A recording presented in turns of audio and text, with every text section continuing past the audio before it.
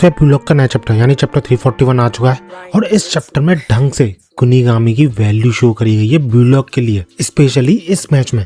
और साथ ही साथ हमें डिटेल में एक्सप्लेन करा गया है कि आखिर क्यों यही तीनों फील्ड में उतरे हैं एज अ एक्सचेंज प्लेयर। अब हाँ, एक रीजन ये भी है कि ये तीनों one of the best player हैं ब्लूलॉक के। इसके अलावा आखिर एग्जैक्टली रीजन क्या है, क्या इनका काम होगा इस मैच में, ये चीज हमें शो करी गई है। So if you interested keep watching.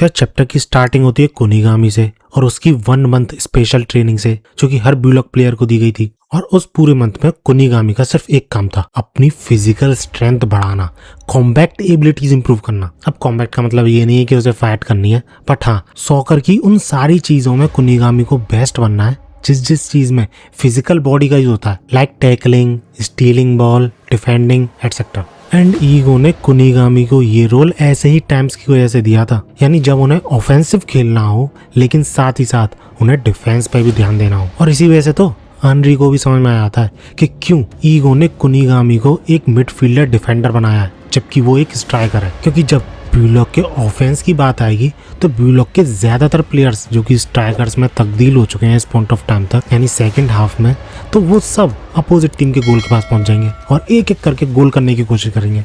लेकिन जब डिफेंस की बारी आएगी तो उसमें भी कुनिगामी एक बड़ा रोल निभाएगा, सबसे पहले अपने गोल को सिक्योर करने पहुंचकर। एंड दैट्स हाउ कुनिगामी अपनी बॉडी का यूज करके ब्लूलॉक के लिए एक डिफेंसिव टैंक की तरह काम करेगा। और क्योंकि ये चीज कोई भी एक्सपेक्ट नहीं कर रहा था कुनिगामी से, क्योंकि अभी तक सब लोगों ने कुनिगामी को स्ट्राइकर की तरह ही देखा है, नियो ईगोइस्ट लीग में भी स्ट्राइकर की तरह ही खेला था कुनिगामी, इसलिए स्ट्राइकर की तरह ही देखा।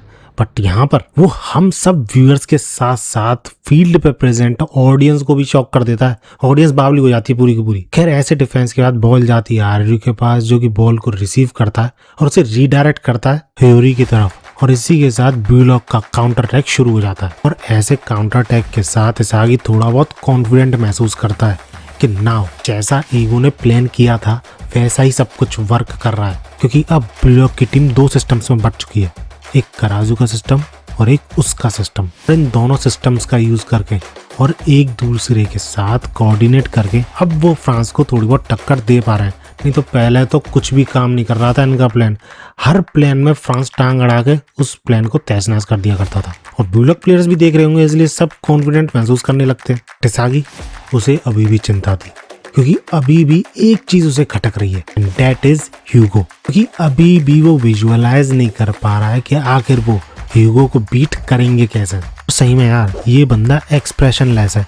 अब इसका रीजन ये हो सकता है कि अभी इन्हें फर्क ही नहीं पड़ता ब्लूलॉक क्या कर रहा है, क्योंकि इन्हें पता है अपनी कैपेबिलिटी के बारे में, या फिर ये हर सिचुएशन में ही ऐसे रिएक्ट करता है। 2 रीजन हो सकते हैं। तुम्हें क्या लगता है? लेट मी नो इन कमेंट्स। खैर, रियो जब बॉल को लेके आगे बढ़ रहा था तो ह्यूगो उसे रोक देता है और ब्लूलॉक का कोऑर्डिनेशन डगमगाने लगता है। इसके बाद हमें आगे दिखाया जाता है जो कि मनी मन सोच रहा होता है कि अगर वो सिर्फ टीम के सेकंड बेस्ट बनने पे ध्यान देता है और सिर्फ पासिंग पे फोकस करता है तो ब्लूलॉक के लिए अटैक करना काफी ज्यादा आसान हो जाएगा, नो डाउट। लेकिन अगर वो रियलिटी में ऐसा करता है तो ये तो वही बात हो जाएगी जो कि ह्यूगो बोल रहा था, टीम के लिए सूटेबिलिटी को फॉलो करना सो दैट डेस्टिनी उसे मिल सके। और इस आगे अच्छी तरीके से जानता है ईगो ऐसा बिल्कुल ही नहीं चाहता, स्पेशली उसके लिए, क्योंकि वर्ल्ड्स बेस्ट प्लेयर बनना है उसे। इसलिए वो ढंग से डिसीजन ले चुका है कि उसे किसी भी हाल में ह्यूगो को बीट करने की कोई ना कोई थ्योरी तो फाइंड करनी ही पड़ेगी। इतने पीछे से बाहर आता है और इसागी से सिर्फ एक चीज बोलता है, you are not yourself loser, आई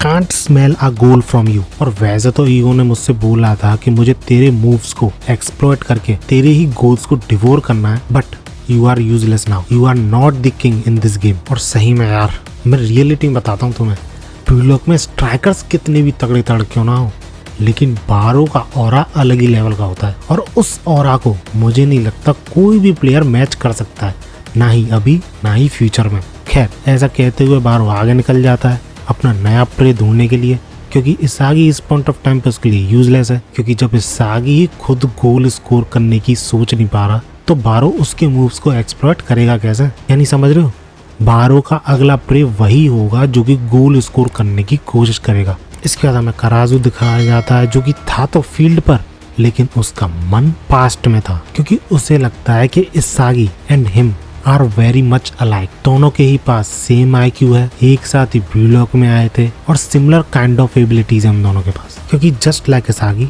वो भी स्ट्राइकर बनना चाहता है, बट उसके ड्रीम और उसके रोल में बहुत बड़ा गैप है। क्योंकि ज्यादातर टाइम उसकी एबिलिटीज के अकॉर्डिंग टीम में सही पोजीशन उसकी मिडफील्ड में ही आती है और ये चीज वो अच्छी तरीके से जानता है। बॉल को कंट्रोल करना और मिडफील्ड को कंट्रोल करना उसकी बेस्ट एबिलिटीज में आता है। That's why he knows he is best suited for midfielder. But फिर भी वो मिडफील्डर बनना चाहता ही नहीं था, इसलिए उसने ब्लूलॉक ज्वाइन करा क्योंकि वहां पर सारे के सारे स्ट्राइकर्स आए थे और बेस्ट स्ट्राइकर बनाने का वादा कर रहा था ब्लूलॉक। बट धीरे धीरे जैसे जैसे ब्लूलॉक प्रोजेक्ट आगे बढ़ा तो जिस इसागी को वो अपनी बराबर समझा करता था उसके और कराजू के बीच में गैप बढ़ने लगा। इसागी स्पॉटलाइट में आ गया अपने तगड़े तगड़े गोल्स और अपने तगड़े तगड़े प्लेज को लेके और वो इसागी की शैडोज में रह गया। और तभी से वो ऐसा सोच रहा है कि आखिर ऐसा क्या है जो कि इसागी में है और उसमें नहीं। आखिर वो कब तक स्ट्राइकर बनने के पीछे भागेगा और कब तक उसे लाइट मिलेगी यानी सक्सेस मिलेगी। इसलिए वो ईगो का काफी ज्यादा शुक्रगुजार है कि वो अपने प्रोजेक्ट में उसे लेके आया और स्ट्राइकर बनने की उम्मीद दी। बट अब इस पॉइंट ऑफ टाइम पे उसे बिल्कुल भी ऐसा नहीं लगता कि ईगो की फिलॉसफी उसके काम आ रही है। क्योंकि जब उसने ह्यूगो को बोलते हुए सुना कि सेकंड बेस्ट बन के भी टीम को काफी ज्यादा स्ट्रॉन्ग बनाया जा सकता है तो उसके अंदर कुछ हिट हुआ और उसे समझ में आया कि जो करंट ब्लूलॉक है इसागी के नंबर 1 होने की वजह से लिमिट पे पहुंच चुका है अपनी, और शायद अब ब्लूलॉक को नंबर 2 की जरूरत है। और इसी के साथ कराजू पास मांगता है रियो से जिसको कि रोके हुआ था ह्यूगो, और जब कराजू उस पास को रिसीव करता है तो ह्यूगो उसकी तारीफ करने लग जाता है। पता ही नहीं समझ में नहीं आ रहा यार इस बंदे का माइंडसेट। मुझे खुद नंबर 2 है तो दूसरे को नंबर 2 बनाने के पीछे लगा रहता है, और जो बंदा नंबर 2 के पीछे भागने लग गया उसकी तारीफ करे जा रहा है। इसके बाद हमें फिर कराजू शो कराया था जो कि अभी भी कंफ्यूज्ड है कि उसे नंबर 1 स्ट्राइकर के पीछे भागना चाहिए या फिर नंबर 2 बन जाना चाहिए अपनी टीम की विक्ट्री के लिए। बट फॉर नाउ वो टीम को सपोर्ट करेगा, नंबर 1 बनने की चीज़ वो फ्यूचर पे छोड़ता है। और इसी के साथ सारे प्लेयर्स एक्साइटेड हो जाते हैं, ब्लूलॉक के प्लेयर, क्योंकि हर कोई सोच रहा था कि कराजू किसे पास करेगा। एंड कराजू उसके मन में अभी भी यही चल रहा था कि भले ही फिलहाल वो सेकंड बेस्ट की तरह खेलेगा लेकिन वो पास भी ऐसे बंदे को करेगा जो कि गोल करे। एंड दैट्स हाउ वो इस मैच में इसागी को हराएगा। और ये सब करने के लिए वो जिस प्लेयर को चुनता है वो था शीदो। एंड आई थिंक ये बेस्ट ऑप्शन है यार। गोल के पास अगर शीदो के पास बॉल जा रही है तो बंदा गोल करके ही लौटता है। और इस पॉइंट ऑफ टाइम तक ब्लूलॉक की टीम 2 मेजर प्लेयर्स को पीछे छोड़ चुकी है, ह्यूगो को एंड चार्ल्स को। लोकी अभी भी नहीं दिख रहा है, लेकिन अगर लोकी रोकने आता भी है शीदो को तो आई थिंक रिन उसके पास पहुंच जाएगा उसे रोकने को। तो मुझे लगता है अब गोल होने के चांसेस हैं ब्लूलॉक के।